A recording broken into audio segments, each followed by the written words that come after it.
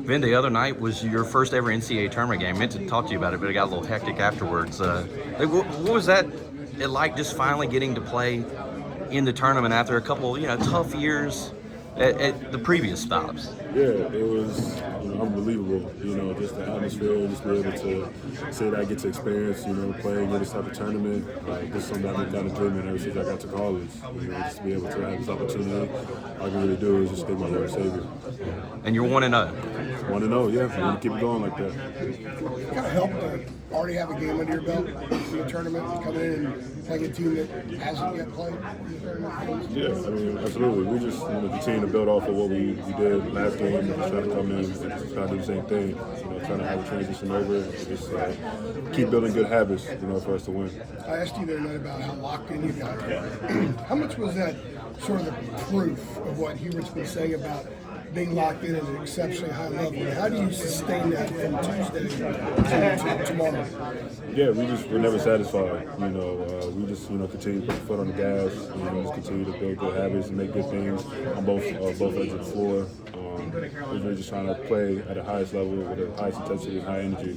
Just make great things happen, and just the small details. What are some things that stand out about Ole Miss?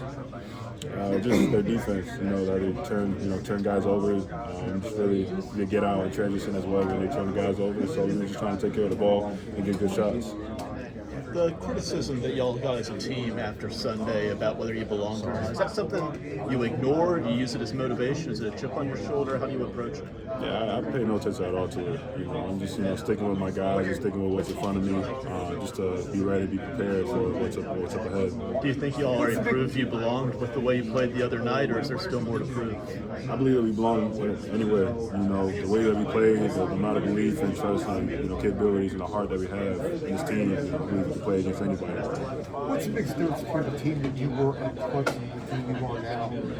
I believe that we just got better, just in terms of just taking the right shots, taking care of the ball, and just really diving into the defensive end, applying the pressure, limiting them to one shot, and and also the communication as well. I believe that has been improved. What is the identity of this team? What is the identity of this team? Just to be a great defensive team. I believe that offensively that we have all the weapons that we have. We got great shot creators, shot makers, and so we're just trying to be a great defensive team, just to separate ourselves from other teams. When you see RJ lay it on the line, night in and night out, especially at this time of year, how does that rub off on even some of the younger guys on this team? Yeah, it just gives us like an idea of just knowing that this could be our last. For him, obviously, it's gonna be his last college game. If possible, for the younger guys, it's kind of like, this is going to be our last game for our freshman year, so we should really, try to make it memorable. So that's something that we're trying to, carry off of, the older guys who are leaving next year, and try to, sprinkle it into the younger guys to know how important it really is. Was there anything about just this brief tournament experience for you so far that surprised you, that you were like, whether it was the travel or where you guys were playing or anything like that, you just didn't know it was a part of all this? Yeah, I believe it was the travel. I didn't know that NCAA kind of take care of, the teams. But that's something that I just want to follow through. Just something that we obey, and continue to keep going. Plane was waiting for you guys basically in Dayton. The plane was waiting for you guys in Dayton. Basically? Yeah, it was. It was a little stressful, but we continue to bond and stick together. So it was, I think you guys took off at 2:50 in the morning. Is that the latest you've ever taken off on a plane? Yes, absolutely. It was a long night. Did you follow Carolina's 2022 run? Where they made a similar run from a tough February to the Final Four, and have you talked to RJ about that run? I have not. I wasn't too familiar with it. I have seen glimpses of it on social media. I just think for us, we want to make that some type of run.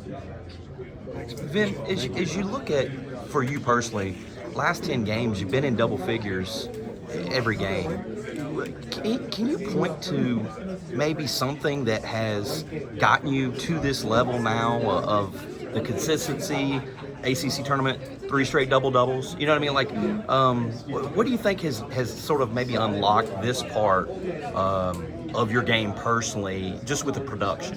Yeah, I believe it's just the confidence within myself, and just playing with a free mind, and also for my teammates to trust me, to look for me in the offensive end, just to be able to create plays when the ball's in my hand. And just me to know I'm a basketball player, I know I can put the ball in the basket. And, I can lock in on my free throws. And so it's really just more about, just playing to my strengths. Free throws were looking good the other night. Absolutely. I make sure locking on those. Hubert was saying a couple weeks ago to us in Chapel Hill that you guys there was a practice, and Elliott hit you with like one of those, passes on like maybe the pick and roll, or that he can sort of slip in there, and you caught it, finished, maybe dunked, I don't know. But Hubert said he said to you, he's like, you're ready for that now.